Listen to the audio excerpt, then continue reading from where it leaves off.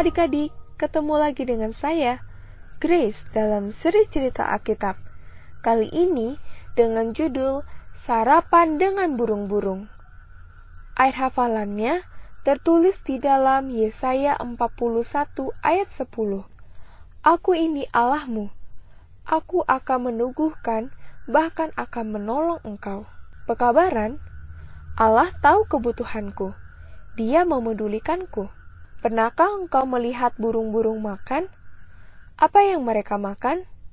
Jika Allah berkata kepadamu bahwa burung-burung akan membawakan makanan kepadamu, apa yang kamu pikirkan? Makanan burung? Cacing-cacing? Buah-buahan? Dahulu, Allah mengirim burung-burung untuk memberi makan seseorang. Cerita tentang burung-burung, Elia mungkin bukanlah seseorang yang engkau harapkan. Dahulu, seorang raja yang jahat, Ahab, memerintah di tanah Israel. Ahab melakukan lebih banyak kejahatan di mata Allah daripada yang dilakukan oleh raja-raja lainnya. Raja Ahab dan ratunya, Izebel, menyembah berhala-berhala. Mereka juga menuntun semua orang Israel untuk menyembah berhala. Mereka memerintahkan semua orang untuk tidak mengindahkan perintah Allah.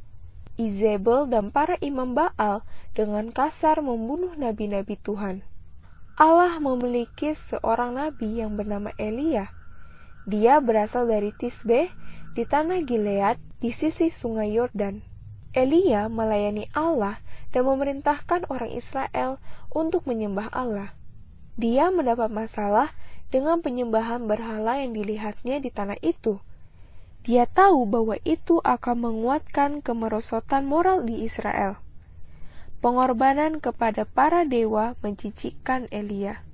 Imam-imam Baal mengajar orang-orang Israel bahwa Baal mengirim hujan dan embun. Mereka juga percaya bahwa Baal mengendalikan sungai dan arus.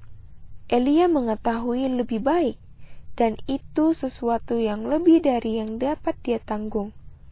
Dia memohon kepada Allah untuk memberikan satu pelajaran kepada orang Israel. Jadi Allah meminta Elia untuk mengirim satu pesan kepada Raja Ahab. Elia tahu bahwa Ahab tidak menginginkan pesan dari Allah. Dia juga tahu bahwa para penjaga istana akan mengenalnya sebagai Nabi Allah. Mereka pasti akan berusaha menahannya. Mereka mungkin akan menyerahkan Elia kepada Izebel dan imam-imam Baalnya yang kejam dan jahat. Tetapi mengabaikan bahaya tersebut, Elia tidak gentar. Dia pergi ke Samaria dan tidak berhenti oleh para penjaga. Dia terus maju ke dalam istana. Dia maju terus sampai ke hadapan raja dan memberitahukan pesan Allah kepada Raja Ahab.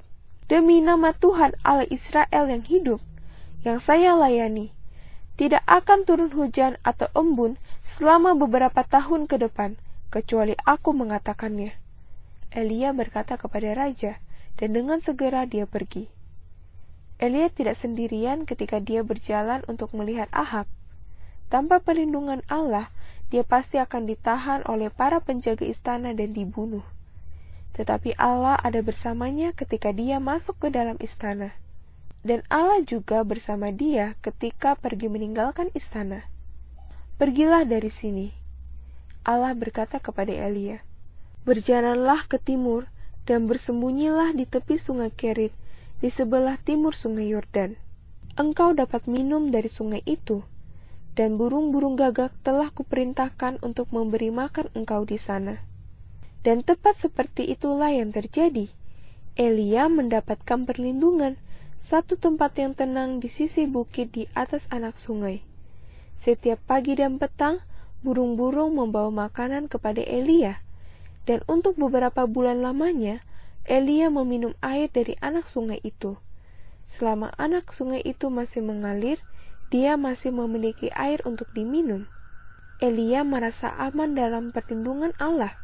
Setiap kali burung gagak menungkik ke bawah, membawa makanan, Elia mengetahui bahwa Allah sedang memberikan kepadanya karunia kehidupan. Dan Elia mengetahui bahwa kehidupannya sangat berharga di mata Allah.